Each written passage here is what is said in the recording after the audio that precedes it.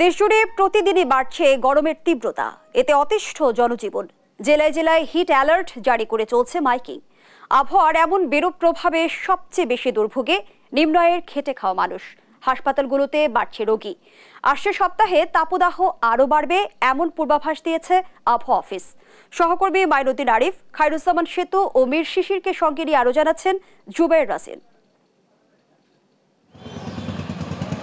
বৈশাখের খরতাপে পুড়ছে দেশ। মেহেরপুরে গরমের তীব্রতা এতটাই বেশি যে অনেক সড়কে গলে গেছে পিচ। ভ্যাপসা গরমে হাঁসফাঁস অবস্থা শ্রমজীবী মানুষের। ক্লান্ত দেহে কিছুটা জিরিয়ে নেয়ার চেষ্টা।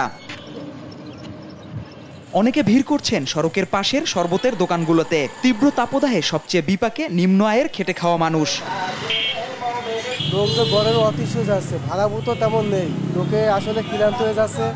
লোকে রাস্তাঘাটে চলতে পারতেছে না, এতটা অতিরিক্ত গরম পড়তেছে।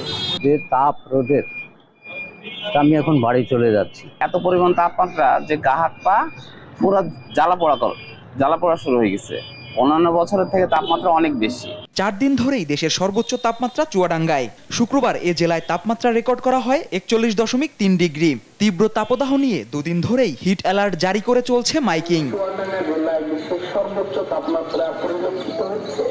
রাজধানী ঢাকাতেও পাল্লা দিয়ে বাড়ছে গরমের তীব্রতা। খুব বেশি প্রয়োজন ছাড়া ঘরের বাইরে বের হচ্ছেন না কেউই। আমার কোনো উপায় নাই, তো বাধ্যগতভাবে মনে করো সালাই লাগে, কারণ ট্যাপ তো আর মনে করে গরম মানে না। অন্যান্য বছরের থেকে এবার ধরেন ঢাকায় প্রচুর গরম পড়তেছে, আর হিউমিডিটিও অনেক বেশি, এর জন্য ধরেন ঘামও শোকাচ্ছে না, আর বেশি অস্বস্তিটা ফিল হচ্ছে বেশি।